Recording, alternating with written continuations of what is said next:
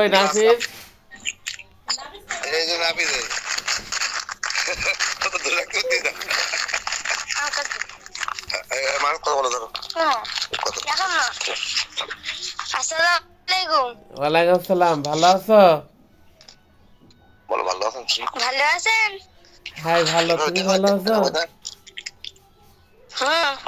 তো তুমি আবার আসলে কই যে কদিন পর না আসার কথা ঢাকায়? সালাম দাও। তোর নাম কি? তোমার ওই ভাইয়ের নাম কি? কথা বলো আগে। হ্যালো কি আপু নাই? পরিচালক এই হলো আমার জমি। দেখো ওই পাশে হলো কেওড়া বাগান আছে, কেওড়া গাছ আছে প্রচুর বাড়ির পাশে একবার। কেওড়া হয়েছিল? সময় লাগে হলো হ্যাঁ কেওড়া কি হয়েছিল? জন্মের কেওড়া বড় বড় গাছ তো। মানে ৬২ বছর পরে এবছর এই জমি নিয়েছিলাম আইসিএমের কাছ থেকে। ৬২ বছর পর। ৬২ বছর পরে?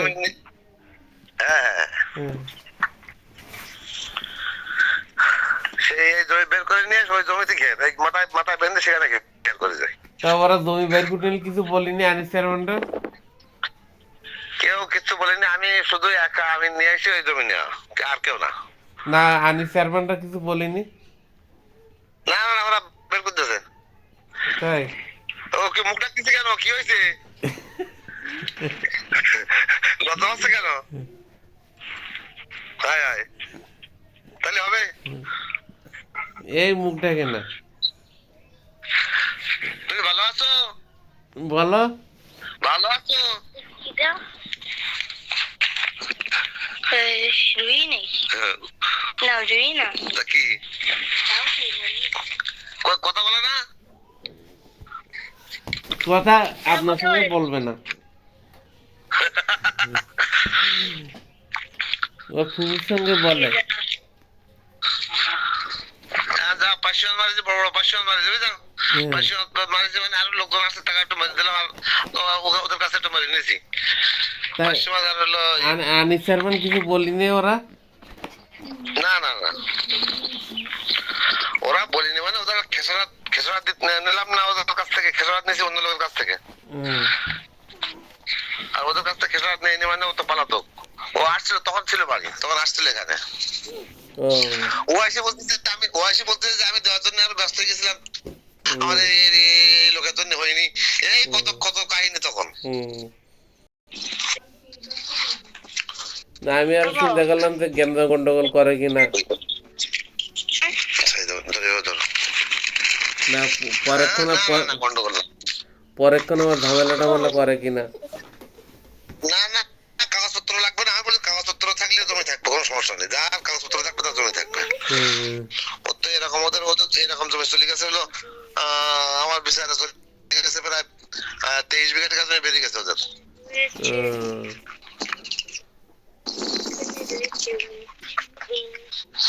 আরো যাবে, আরো প্রায় ৭০-৭৫ বিঘা জমি বিচার আছে। তাই বললাম এখন বিচার হবে না, ভোটের পর ছাড়া এখন বিচার করবো না। এত জমি ওরা নেখাই তো লোকের। বহুত জমি। আমি তো আগে বের করেছিলাম ৭৫ বিঘা। খাইছে কি খাইছে? সকালবেলা কি খাইছে? এখনো খাইনি। তাহলে না খাইলে তাহলে হয় না? আমি তো খেয়ে আসছিল মাল মারতে। আমরা এখনো সকালে কেউ খাইনি, এরা ওই খাবে এখন। আমি তো বাসায় থাকিনি এত দেরি করে, আজকে একটু দেরি করে যাচ্ছি আর কি, শুক্রবার তো।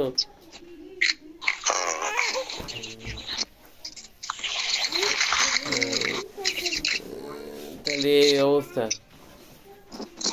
চিন্তা করলাম যে ওরা ইয়ে করে কিনা। ওরা অনেক জমি নে খাইতো তো তাহলে লোকের। হ্যাঁ এই জমি আমি ওদের ডাইরেক্ট বলে দিয়েছি। ওদের কয়েকবার সময় বলছে যে যদি জায়গা জমির বিচার যদি হয় তোমরা বাড়ি বসে আগে দেখবা তোমাদের সলিড কাগজপত্র, সেখানে তোমরা হাজির হবা।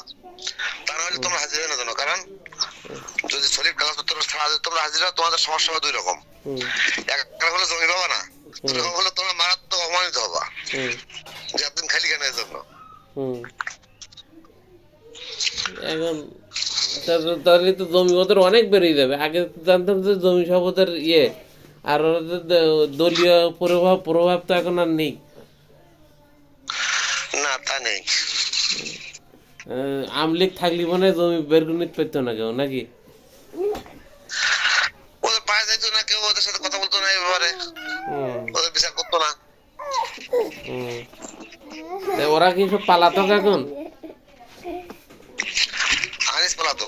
হুম। আর এমনি এমনি গ্রামে আওয়ামী লীগের লোক নেই, সব প্রায় পালাতো চলে যেত Oh, তা ওরা আমার গেরেস্তে মানুষ নেই কে? ওদেরকে। ওদেরকে তো আমাকে গেরেস্তে মানুষ নেই কে? এই জায়গাতে এ রতন কোথায় রতন? ঠিক আছে, পায়ে যাই দেখি, কথা বলে দেবেন দেখি, আমি একটু ওই নাবিল বাড়ি পড়াই দেবো, তো সে তো যাবে না। রতন কোথায় রতন? রতন আছে বাড়ি, ও কলেজে পড়ে এখন।